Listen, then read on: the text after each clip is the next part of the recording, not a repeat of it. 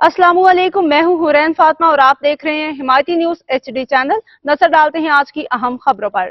सानहा Jafar express के शोहदा को खिराज अकीदत। मलीर में इजहार यकजहती रैली। कराची जिला मलीर से इफ्तिखार नूरी की report. Malir deputy commissioner Malir Salimullah Odho और म्यूनिसिपल कमिश्नर आगा समीर खान दौरानी की क़ियादत में सानहा जाफर एक्सप्रेस के शोहदा से इजहार अकीदत और कौमी दिफाई इदारों से इजहार यकजहती के लिए रैली निकाली गई। डिप्टी कमिश्नर मलीर सलीमुल्लाह ओडू ने का कहना था कि दहशतगर्दी किसी भी सूरत काबिल कबूल नहीं।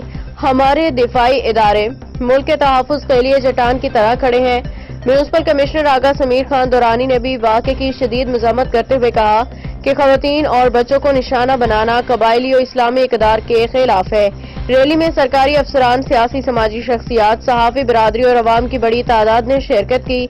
शरका ने दहशतगर्दों के खिलाफ जिदोजहद करने वाले जानबाजों को खिराज अकीदत पेश किया, मुल्की दिफा के लिए यकजहती का इजहार किया। मज़ीद अपडेट्स के लिए देखते रहें हिमायती न्यूज HD चैनल।